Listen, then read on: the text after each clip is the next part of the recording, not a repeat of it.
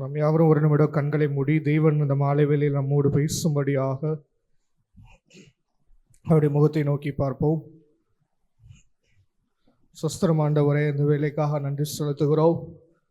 இந்த மாலை வேளையிலே கூட நம்முடைய சமூகத்தில் இருக்கும்படியாக நீ தெரிந்து கொண்டு அழைத்து வந்த அந்த ஜனத்துக்காக நன்றி ஆண்டவரே. அநேகர் வர ஆசைப்பட்டார்கள், அநேகர் வரணும்னு நினைத்தார்கள். ஆனால் வர முடியாத நேரத்தில், சூழ்நிலையில், காலத்தில் எங்களை தெரிந்து அழைத்து உடைய சமூகத்துக்கு கொண்டு வந்த தயவுக்காக நன்றி ஐயா. எங்கள் எண்ணத்திலேயோ எங்கள் சுயத்திலேயோ எங்கள் விருப்பத்திலேயோ வரவில்லை. தேவ ஆவியான எங்களை கூட்டி சேர்த்து இருக்கிறீர் என்றால் அதற்கான நோக்கம் உண்டு ஐயா. இந்த வேளையில் எங்கள் ஒவ்வொருவரோடு பேசுங்க, நீர் மறைத்து வெளிப்படுங்க. இந்த சன்னத்தோடு உடைய பிள்ளைகளோடு என்னோடு நீர் என்ன பேச வேண்டும் என்று விரும்புகிறீரோ அதை பேசும்படியா எங்களை தாழ்த்தி ஒப்புக் கொடுக்கிறோம் ஐயா. வேதத்துக்கு நேராக சிந்தைகளை திருப்புவீராக. நீர் பேசும் பொழுது வருகிற தேவையில்லாத எண்ணங்கள் சிந்தைகளுக்கு விளக்கி என்னுடைய சிந்தைகளை காத்து கொள்ளும்படியாய் நாங்கள் செபிக்கிறோம் ஐயா. நம்முடைய கரத்தில் தாழ்த்தி ஒப்புக் கொடுக்கிறோம். மீட்பர் இயேசுவின் மூலம் செபைகள் நல்ல பிதாவே, ஆமென். வாசிக்கலாம். 1 சாமுவேல் 16வது அதிகாரம் 3வது வசனம். 1 சாமுவேல் 16வது அதிகாரம் 3வது வசனம்.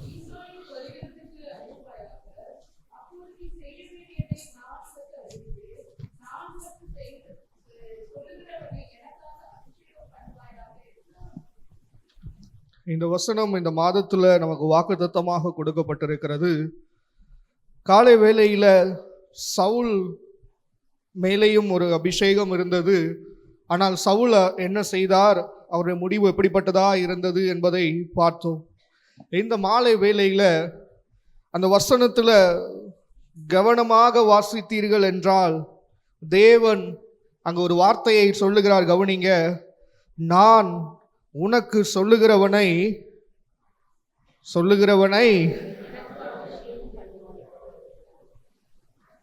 சாமுவேலை குறித்து நீங்கள் வாசித்தீர்கள் என்றால் வாசித்து பாருங்கள். அதே 1 சாமுவேல்ல 9ஆம் அதிகாரத்துல 16-17 வாசித்து பாருங்கள். சவுலை அபிஷேகம் பண்ணுவதற்கு முன்பாக தேவன் சொல்லுகிற வார்த்தைகளும், தாவீதை அபிஷேகம் பண்ணுவதற்கு முன்பாக தேவன் சொல்லுகிற வார்த்தையும் கவனித்து பாருங்கள். 1 சாமுவேல் 9:16-17 வாசிங்க.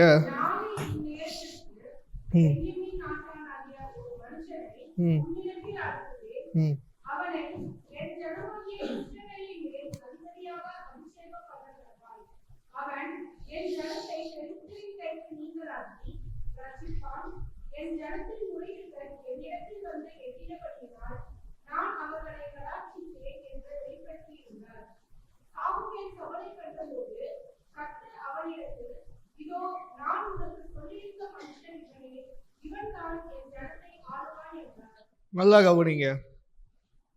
சவுலை தேவன் அபிஷேகம் பண்ண முன்னாடி சாமுவேல் இடத்துல சொன்ன காரியங்களும், தாவீதை அபிஷேகம் பண்ண முன்னாடி சாமுவேல் இடத்தில் சொன்ன காரியமும் ஒரு வித்தியாசம் உண்டு.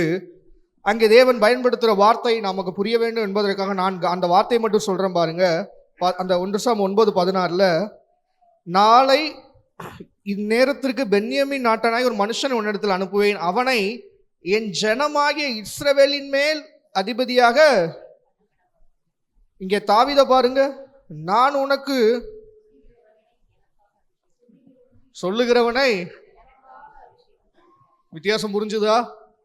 அங்க நான் சொல்ற சவுல என் ஜனமாகிய இஸ்ரவேலுக்கு அதிபதியாக, ராஜாவாக நீ அபிஷேகம் பண்ணு. ஆனா இங்கே நான் சொல்லுகிற தாவீதை எனக்காக அபிஷேகம் பண்ணு. அல்லேலூயா.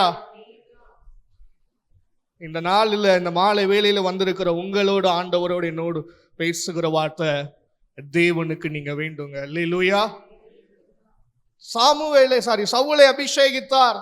எல்லாரும் எங்களுக்கு ராஜா வேணுங்கிறதுனால அவர் சொல்றாரு, இந்த ராஜா வேணும்னு கேட்ட இஸ்ரவேல் ஜனத்துக்கு தலைவனாக, ஒரு அதிபதியாக இந்த சவுல் அபிஷேகம் பண்ணு என்று சாமுவேலிடத்தில் கூறினார். அதே சாமுவேலிடத்தில் தாவீது என்று வரும்பொழுது தேவன் இஸ்ரவேலுக்கு தலைவனாக என்று சொல்வதற்கு பதிலாக எனக்காக, அந்த வார்த்தை எங்க இருக்கு பாத்தீங்களா, எனக்காக அபிஷேகம் பண்ணுவாயாக. அல்லேலூயா. தேவனுக்கு தாவீது வேண்டும். இந்த மாலை வேளையில தேவன் உங்களோடு என்னோடு பேச விரும்புகிற வார்த்தை, எனக்காக அபிஷேகம் பண்ணு, அவன் எனக்கு தேவைப்படுகிறான் என்று சொன்ன வார்த்தையின்படி இந்த மாலை வேளையில தேவனுக்கு நீங்கள் தேவைப்படுகிறீர்கள்.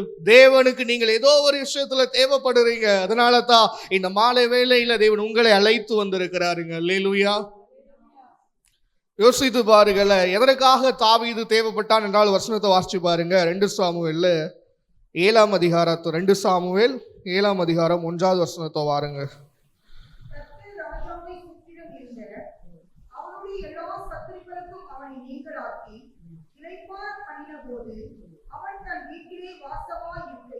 போதும், கர்த்தர் ராஜாவை சுற்றிலும் இருந்த எல்லா சத்துருக்களுக்கும் நீங்களாக்கி இளைப்பாற பண்ணின போது அவன் தன் வீட்டிலே வாசமா இருக்கைன்னு சொல்லிட்டு அது கண்டினியூவா வரும். அதுக்கப்புறம் தான் அவன் வந்து கர்த்தருக்கு ஆலயத்தை கட்டணும்னு சொல்லி யோசிப்பார்.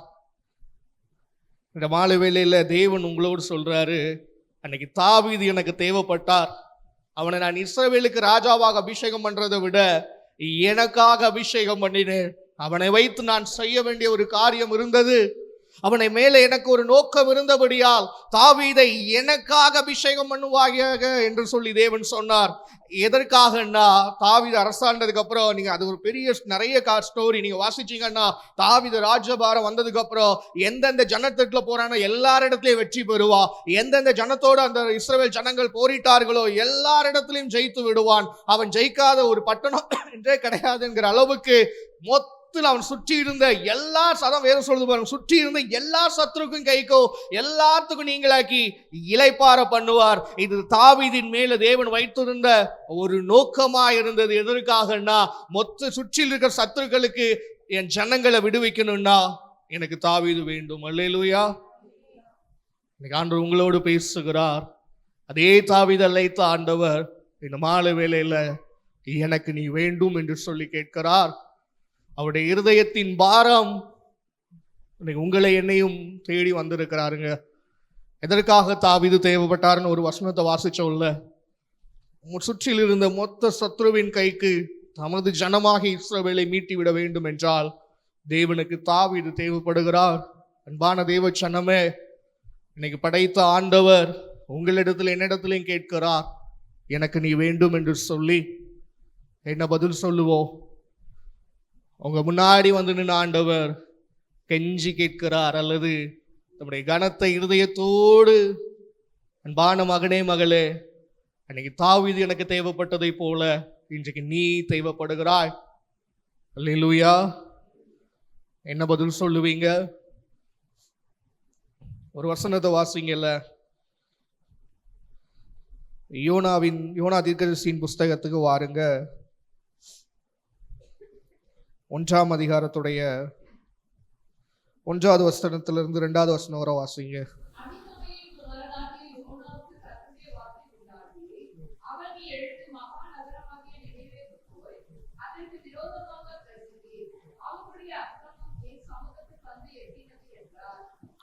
போதும் கவனிங்க. இந்த சம்பவம் நமக்கு தெரியுங்க, யோனாவுடைய வாழ்க்கையில் நடந்துச்சு. யோனா என்ன செய்தாருன்னு சொல்லி இத்தனை ஜனங்கள் இருக்கும்போது, என்ன கொஞ்சம் கவனிங்கல்ல, இத்தனை ஜனங்கள் இருக்கும்போது அந்த தேவன் யோனாவிடத்தில் போகிறார். யோனா, நீ போய் மகா நினிவே, அத நகரமாகிய நினிவே என்ற ஒரு பட்டணம் ஒன்று, அதற்கு எதிராக பிரசங்கி. ஏனென்றால் அந்த ஜனத்துடைய பாவம் என் சமூகத்தில் வந்து எட்டினது என்று. அவன் என்ன செய்தான் என்று நமக்கு தெரியும். மறுபடியுமாக 3ஆம் அதிகாரத்துடைய 1வது வசனத்தையும் 2வது வசனத்தையும் வாசிங்க.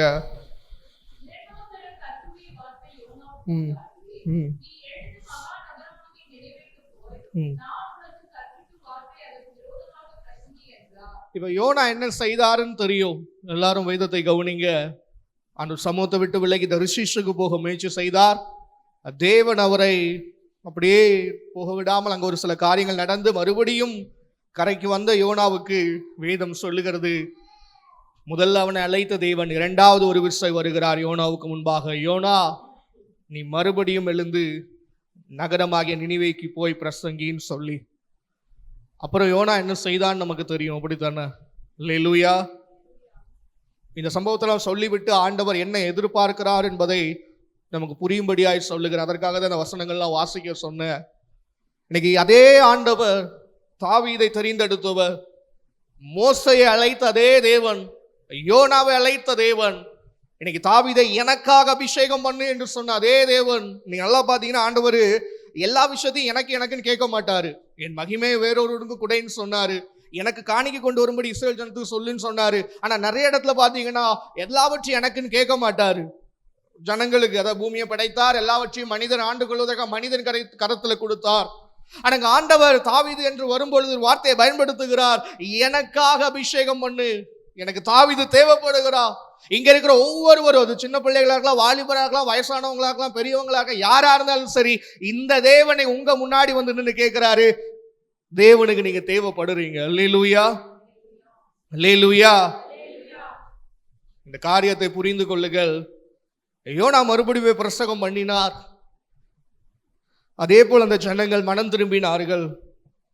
யோனாவுக்கு இது என்ன கோபத்தை உண்டு பண்ணுச்சு? ஏன்னா ஆண்டவர் அழிப்பாரு, அழிக்க மாட்டாருன்னு யோனாவுக்கு தெரியும். அப்புறம் எதுக்கு அனுப்புனாருன்னு அவனுக்குள்ள ஒரு கேள்வி. நீங்க அந்த 4ஆம் அதிகாரத்துல அந்த வசனத்தை வாசிங்க. ஒரு சில காரியத்தை சொல்லிவிட்டு நான் சொல்லுகிற 10வது வசனத்தை வாசிங்க. யோனா 4:10. அதற்கு கர்த்தர், நீ பிரயாசப்படாததும் நீ வளர்க்காததும் ஒரே ராத்திரியிலே முளைத்ததும் ஒரே ராத்திரியிலே அழிந்து போனதுமான ஆமணக்குக்காக பரிதவிக்கிறாயே.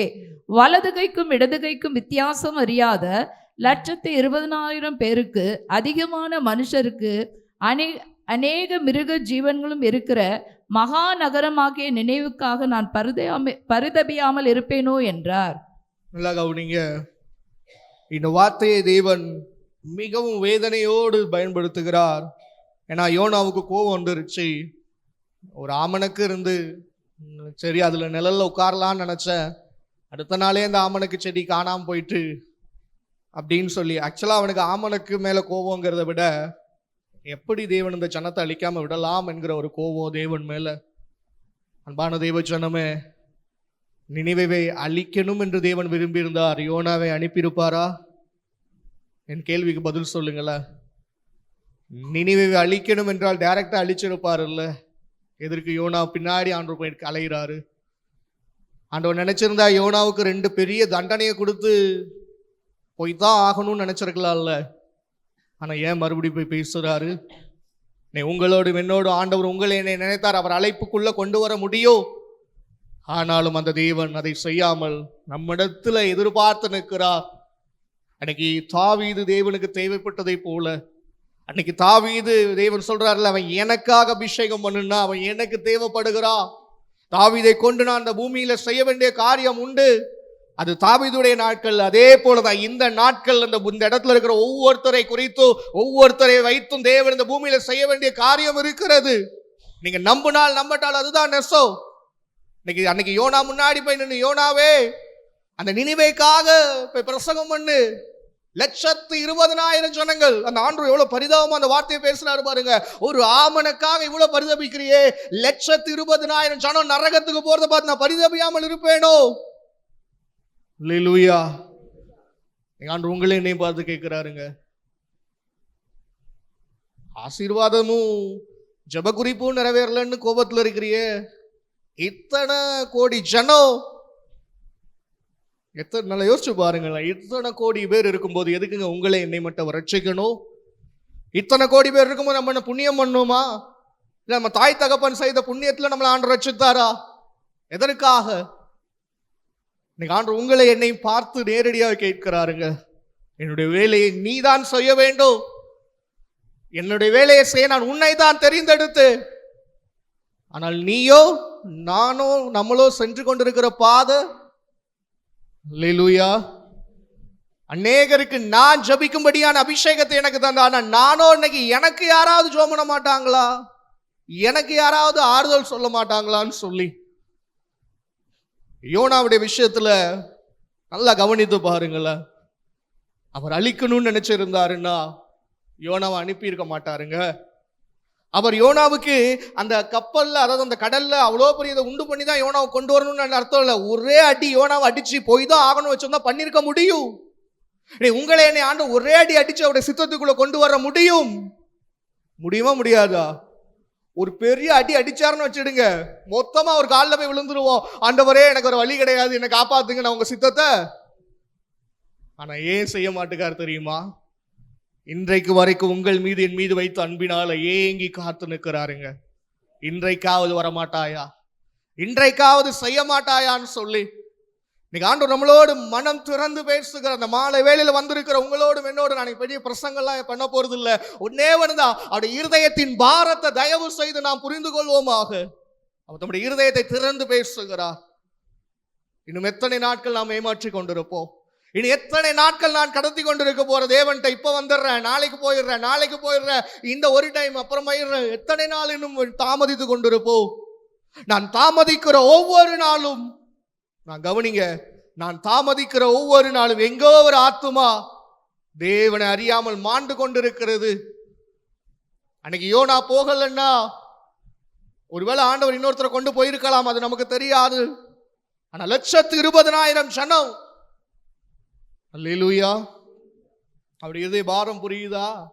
அவர் எவ்வளவு கெஞ்சி கேட்கிறாரு பாருங்க. யோனா, ஒரு ஆமனுக்காக இவ்வளவு பரிதபிக்கிற யோனா, 120,000 ஜனம், அநேக மிருக ஜீவன்கள் அழியுமே, நாம் பரிதபிக்க மாட்டேனா? அந்த பரிதவுக்கு உனக்கு புரியாதான்னு சொல்லி இன்டைரக்டா கேட்கிற அதே ஆண்டவர் உங்களை என்னையும் பார்த்து கேட்கிறாருங்க. எதற்காக ரட்சித்தார்? எதற்காக என்னை ரட்சித்தார்? நான் மட்டும் ஆண்டவர் சமூகத்துல அப்படியே பரலோகம் போகணும்ன்றா? அல்லேலூயா. தயவு செய்து புரிந்து கொள்ளுங்கள், இந்த ஆண்டவர் உங்களை என்னை நம்பி இருக்கிறார். இன்றையாவது அவனை சித்தம் செய்ய மாட்டோமான்னு சொல்லி எனக்கு கேட்டாரு. தாவீதை பார்த்தா, தாவீது எனக்காக அபிஷேகம் பண்ணி நான் மேல சித்த வச்சிருக்கிற, அவனை கொண்டு நான் செய்ய வேண்டிய காரியம் இருக்கு. மோசேட்ட சொல்றாரு, மோசே வா, எகிப்தில் இருக்கிற என் ஜனத்தை வெளியே கொண்டு வர ஒன்னதான் தெரிந்தெடுத்த. அன்றைக்கு அவர்கள் செவி கொடுத்தார்களே, அன்றைக்கு அவர்கள் ஆண்டவரே வரேன்னு சொல்லி செஞ்சாங்கனால தானங்க அத்தனை லட்சம் ஜனம் காப்பாற்றப்பட்டுச்சு. இன்னைக்கு நான் மட்டும், நான் போதும், என் வேலை, என் குடும்பம், நான் ஆசீர்வாதமா இருந்த என் பிள்ளைகளை வளர்த்தால் போதும் என்றால் என்னை நம்பி இருக்கிற இந்த தேவனுக்கு நான் என்ன பதில் சொல்லுவேன்? அல்லேலூயா, அல்லேலூயா. தேவனுடைய இருதயம் பாரப்படுகிறதுங்க. அவருடைய இருதயத்தின் பாரம் அழுத்துகிறது. இன்னும் நாம் அவருடைய சித்தத்தை அறிந்தும் கூட என் மேல என்ன நோக்க வச்சிருக்கிறான்னு தெரியாத ஒரு குரூப் அலைஞ்சுக்கிட்டு இருக்கிறாங்க. என் மேல நோக்க வச்சுக்கான் தெரிந்தும் கூட அதற்கு என்னை ஒப்பு கொடுக்காதபடிக்கு இன்னும் இந்த உலகம், இன்னும் என் குடும்பம், இன்னும் என்னுடைய காரியம் மட்டும் போதும்னு சொல்லி ஓடிக்கொண்டிருப்போம் என்றால், அல்லேலூயா, நம்முடைய நிலைமை. ஆண்டவர் உங்களோடு பேசுகிறார். உன்னை அழைத்தது எதற்கு? உன்னை அழைத்தது எதற்கு? என்ன நோக்கம் என் மீது வைத்திருக்கிறோ என்று புரிந்து கொண்டிருக்கிறீர்களா என்று ஆண்டவர் நம்மளோடு கேட்கிறாருங்க. அன்பான தேவ ஜனமே, நான் கத்துறதாகவோ சத்தம் போடுறதாவோ தவறா எண்ணிக்கா விடாதுறீங்க. என்ன அப்படி இருதயத்தின் பாரம் அழுத்துறதுனால தைரியமாய் பேசுகிற ஆண்டவர் நீங்க நினைச்சிட்டு இருக்கலாம், கம்பீரமா அப்படியே சிங்காசனத்துல வீற்றிருந்து மகிழ்ந்து கொண்டிருக்கிறார் என்றால் சரியாய் புரிந்து கொள்ளுங்க. அப்படி இருதயம் பாரப்படுகிறது. யாரை குறித்து தெரியுமா? அதிகமாக உங்களை, என்னையும் குறித்து. ஏனால் அன்றை தாவீதை அழைத்தேன், எனக்காக அபிஷேகம் பண்ணுன்னு சொன்னேன். ஏன் நான் என்ன வைத்திருந்தாரோ அதை செய்து விட்டு போனார். மோசே அழைத்தேன், மோசே அவருக்கு மேல என்ன நோக்க வச்சிருந்தார், அதை செய்தார். ஆனா நீங்களும் நானும் அவர் மீது என்ன நோக்க வச்சு தெரிந்தும் கூட இன்னும் எனக்கு குடும்பங்கள் இருக்கு, ஏன் வேலை இருக்கு, எனக்கு இருக்குன்னு சொல்லி தாமதிக்கிறதுனால அன்றைக்கு மோசே தாமதித்த ஒவ்வொரு நாளும், கவனிங்க, அன்றைக்கு மோசே தாமதித்த ஒவ்வொரு நாளும் அந்த இஸ்ரவேல் ஜனம் எகிப்துல அடி வாங்கி கொண்டிருந்தது. மோசே தாமதித்த ஒவ்வொரு நாளும் ஜனங்கள் பாடுகள் அனுபவித்தாங்க. இன்னைக்கு நீங்களும் நானும் நம்ம தாமதிக்கிறதுனால புரிந்து கொள்ளுங்க, எங்கேயோ ஒரு ஆத்துமா வேதனைப்படுகிறது. ஏன்னா அந்த ஆத்துமாவை ரட்சிக்கும்படியான அழைப்பையும் உங்களுக்கும் எனக்கும் தாங்க கொடுத்திருக்கிறார். அல்லேலூயா, அல்லேலூயா. ஒரு வசனத்தை வாசிங்கல்ல. அப்போஸ்தலர் 9ஆம் அதிகாரத்துக்கு வாருங்க. அதுல 6வது வசனத்தை வாசித்து பாருங்க.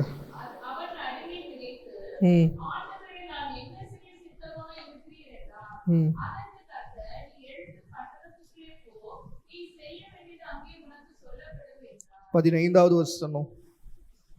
அதற்கு கர்த்தர், நீ போ, அவன் புறஜாதிகளுக்கும் ராஜாக்களுக்கும் இஸ்ரவேல் புத்திரருக்கும் என்னுடைய நாமத்தை அறிவிக்கிறதற்காக நான் தெரிந்து கொண்ட பாத்திரமாயிருக்கிறான். கவனிங்க, இந்த சவுல் புதிய ஏற்பாட்டு சவுல், இந்த சவுல தேவன் முதன்முறை சந்திக்கிறார். நல்லா கவனிச்சு பாருங்க.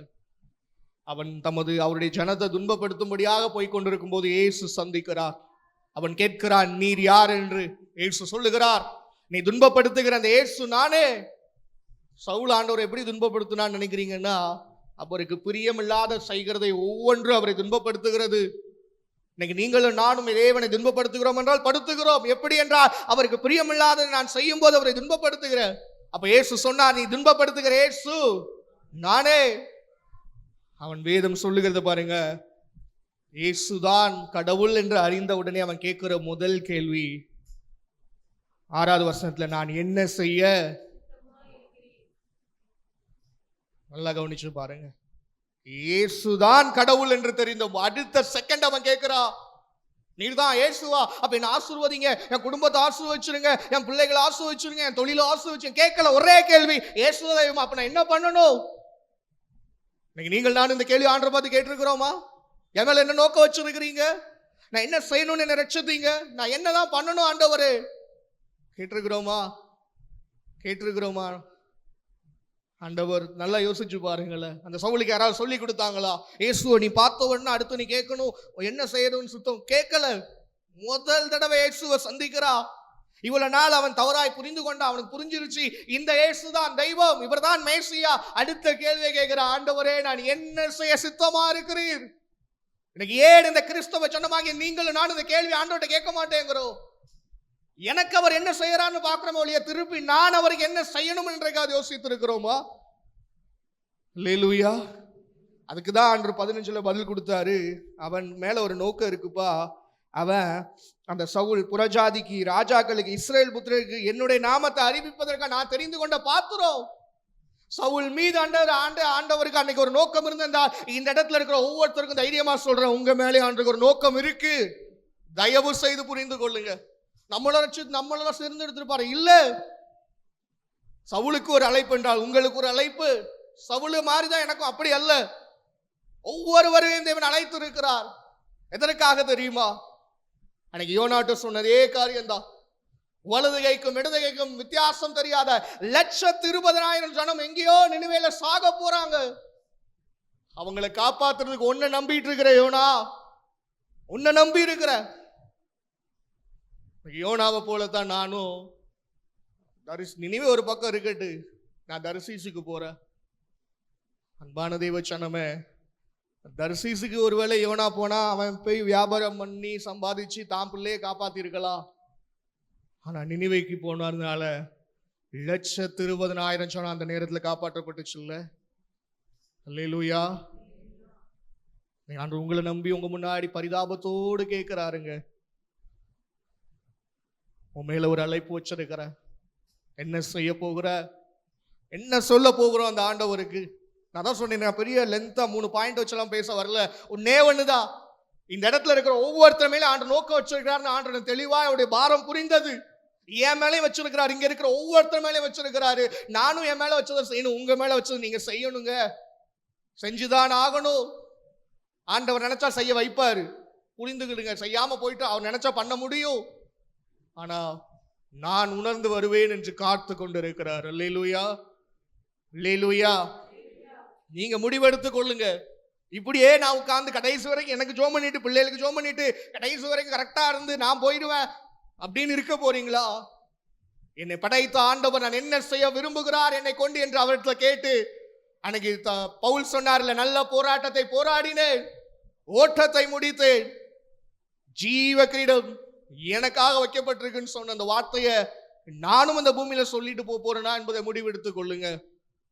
வேதம் சொல்லுகிறது, பரலோகத்தில் இருக்கிற என் பிதாவின் சித்தத்தின்படி செய்கிறவனே பரலோகத்தில் பிரவேசிப்பானே, அல்லாமல் என்னை நோக்கி கர்த்தாவே கர்த்தாவே என்று சொல்லுகிறவன். அப்ப இந்த வசனத்துடைய அர்த்தம் என்ன என்று நீங்களும் நானும் நிதானித்துக் கொள்ளுவோம். என் மீது வைத்திருக்கிற அவர் நோக்கத்தை நான் செஞ்சாதான் நான் பரலோகம் போவேன். அதை தவிர நான் கர்த்தாவே கர்த்தாவே பல தடவை எனக்கு முழங்கால் கெஞ்சினாலும் கூட அவருடைய சித்தத்தை நான் செய்யவில்லை என்றால் நிலைமை யோசித்து பாருங்க. நான் எமோஷன்லயோ ஆக்ரோஷத்திலேயோ பேசல, ஏன்னா அவருடைய பாரம் என்னை அழுத்துகிறதுங்க. காலையில அந்த பிரசங்கம் கேட்டுட்டு இருக்கும் போதே ஆண்டுடைய பாரம் புரிந்தது. எதற்காக தாவீது எனக்கு வேண்டும் என்று சொன்னார்? இஸ்ரவேலுக்கு ஜனத்துக்கு அபிஷேகம் பண்ணு சொல்லிட்டு போயிருக்கலாமே. தாவீதை குறித்து தேவனுடைய இருதயத்தில் உண்டாகிற ஒரு நோக்கம் உண்டு. இந்த தாவீதை குறித்து ஒரு நோக்கம் தேவன் வைத்திருந்தபடியால் சாமுவேல் சொல்றாரு, எனக்காக அபிஷேகம் பண்ணு, எனக்கு அவன் வேண்டும். தாவீதை மட்டுமல்ல, இன்னைக்கு உங்களை குறித்து ஆண்டவர் தான் கேட்கிறாருங்க. நீங்க ஆண்டவருக்கு தேவைப்படுறீங்க. நமக்கு டேலண்ட் இல்ல, திறமை இல்ல, அது அல்ல. ஞானிகளை வெட்கப்படுத்த தான் பைத்தியத்தை தெரிந்தெடுத்த ஆண்டவர். தாவீதை போல நம்ம பலசாலி இல்ல, அது பிரச்சனை இல்ல. ஆண்டவருக்கு நம்மளை ஒப்பு கொடுத்தால் போதும். அல்லேலூயா. யோசிக்கல நம்ம மேல நோக்க வச்சிருப்பாரா, நம்மளே ஏதோ சின்ன அப்பப்ப ஜோம் பண்ணிட்டு போறோம். இல்ல, கேட்டு பாருங்கள் ஆண்டவரத்துல. சவுல் கேட்டார், இல்ல நான் என்ன செய்ய சித்தமா இருக்கிறேன் சொன்னாரா? இல்ல சொல்லலையா ஆண்டவர் அவன் மேல என்ன நோக்கம் இருக்குன்னு சொல்லி சொன்னார். இல்ல, அதே ஆண்டவர் உங்களே என்னைட்டு கேட்டா சொல்லுவார். தயவு செய்து இன்னைக்கு வீட்டுல போய் தயவு செய்து கேளுங்க, ஒரு வார்த்தையாச்சோ, நான் என்ன செய்ய சித்தமா இருக்கிறேன் ஆண்டவர். இத்தனை வருஷம் ரட்சிக்கப்பட்ட, இத்தனை வருஷம் சபைக்கு போகிற, உண்மை ஆராதிக்கிற, ஆனா உமக்காக எதுவுமே செய்யாதவனா தானே நின்று கொண்டிருக்கிறேன். ஒரு நாள் இயேசு வந்து, உனக்காக நான் மரித்தேனே, எனக்காக என்ன செய்தான் கேட்டா என்ன பதில் சொல்லுவோம்? என்ன பதில் சொல்லுவோம்? சபைக்கு போனேன், ஒழுங்கா பிரேயர் அட்டன் பண்ணேன், ஜெபித்தேன், உபவாசம் செய்தேன். ஒரே கேள்வி, இதெல்லாம் யாருக்காக? யாருக்காக? நான் சொல்றது புரியுதா? இதெல்லாம் யாருக்காக செய்கிறோம்? எனக்காக. நான் உபவாசம் இருப்பது எதற்காக? நான் நல்லா இருக்கணும், என் குடும்பம் நல்லா இருக்கணும். எதுக்கு சபைக்கு வருகிறேன்? நான் பரிசுத்தமா வாழணும். இதெல்லாம் எனக்காக. ஆனா அவருக்காக? அல்லேலூயா. நான் சொல்றது புரியுதுன்னு சொல்ற மட்டும் சொல்லுங்க அல்லேலூயா. அப்படி இருதய பாரத்தை புரிந்து கொள்வோமாக. ஒரு வசனத்தை வாசிச்சு பாருங்களேன். யோவான் எழுதின சுவிசேஷத்துல 21வது அதிகாரத்துக்கு வாருங்க. ஆண்டவருடைய இருதயத்தின் பாரம் அங்கங்கே சொல்லப்பட்டிருக்கு, அதை மட்டும்தான் வாசிக்க சொல்றேன். 21ல 17 வாசிச்சு பாருங்க.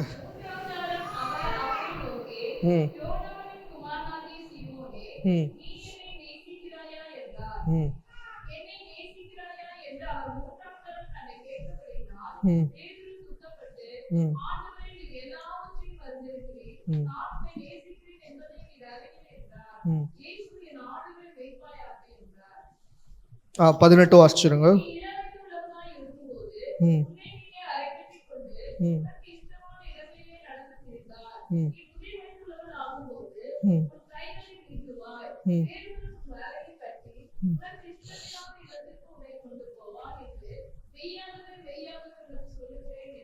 பத்தொன்பது.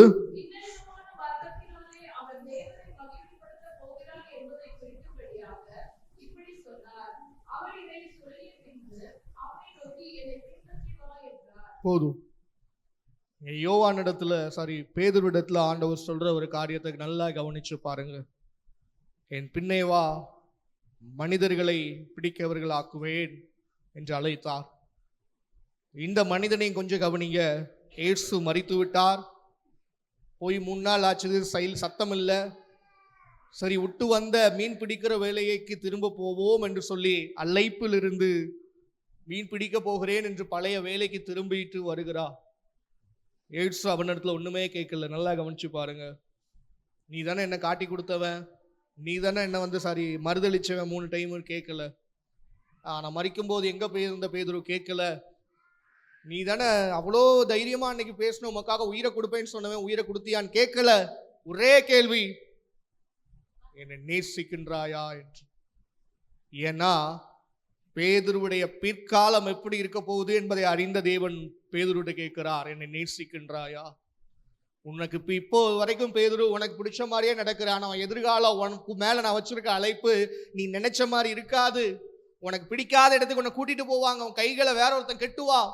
அந்த அழைப்புல நீ நிற்கணும்னா என் மேல அன்பு வச்சிருக்கணும்னு சொல்லி அந்த பேதுருவோடு ஒரு கன்வர்சேஷன் வச்சாருங்க. இதெல்லாம் எதற்காக சொல்றேன் என்றால், யோனாவை குறித்து இதை குறித்து எல்லாம் சுற்றி நீங்க பாத்தீங்கன்னா ஒன்னே ஒண்ணுதான், தேவனின் இருதயம் நமக்கு புரியும்.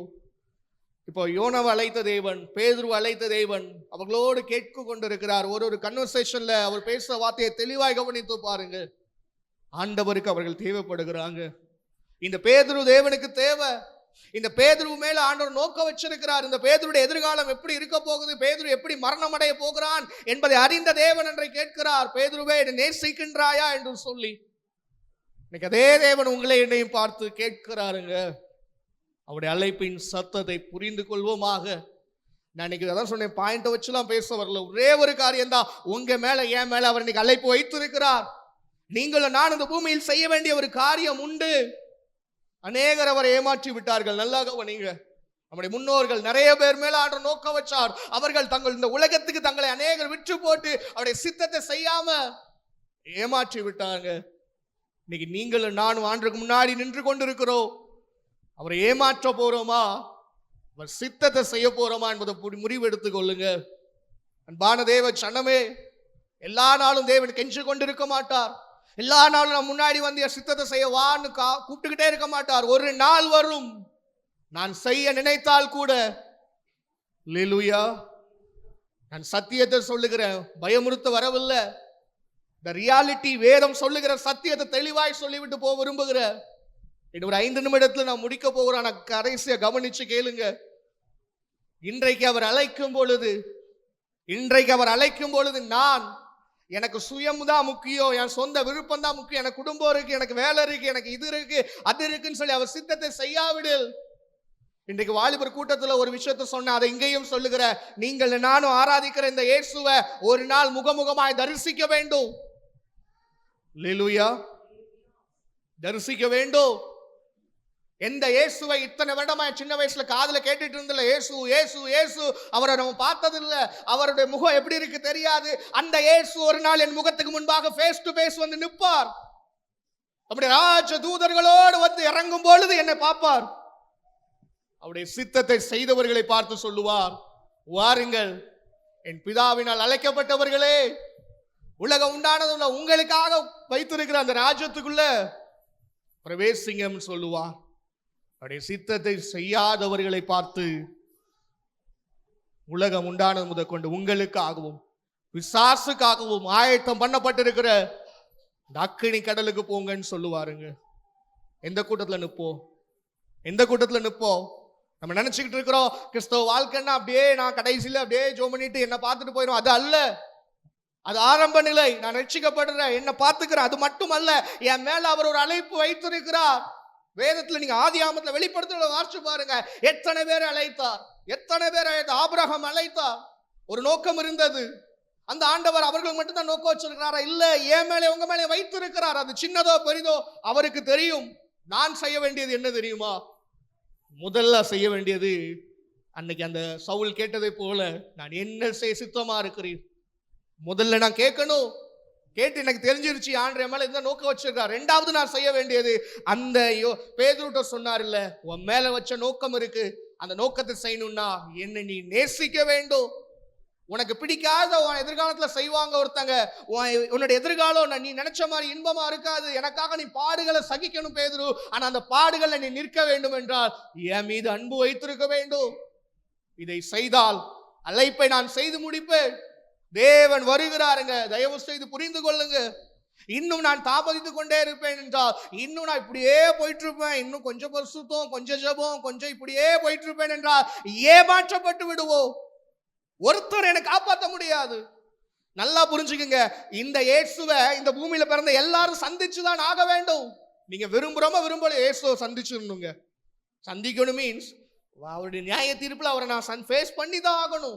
அது யாரா இருந்தாலும் சரி, எவ்வளவு பெரிய பணக்காரனா இருந்தாலும் சரி, எவ்வளவு பெரிய ஆளுகள் இருந்தாலும் சரி, அந்த இயேசுவை நீங்க நான் ஒரு நாள் முகமுகமாய் பார்க்க தான் போகிறோம்.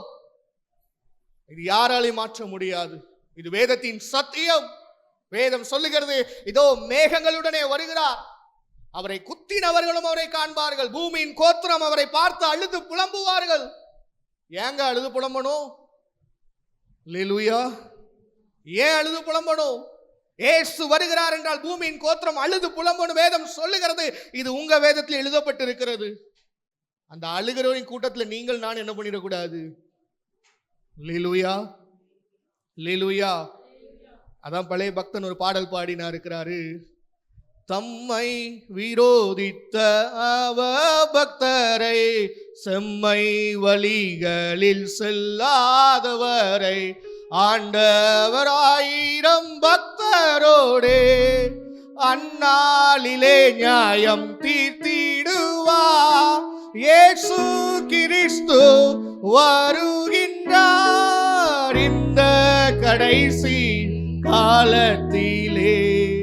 கர்த்தரை குத்தின கண்கள் யாவும் கண்டு புலம்பிடுமே.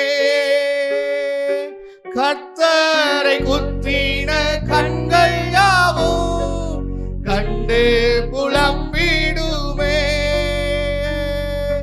7ஆம் தலைமுறை ஏனோ குறைத்த எல்லாம் நிறைவேறும் காலம் நெருங்க, இயேசு கிறிஸ்துவின் சத்தியத்தை ஏற்க மறுத்தவர் நடுங்குவார்.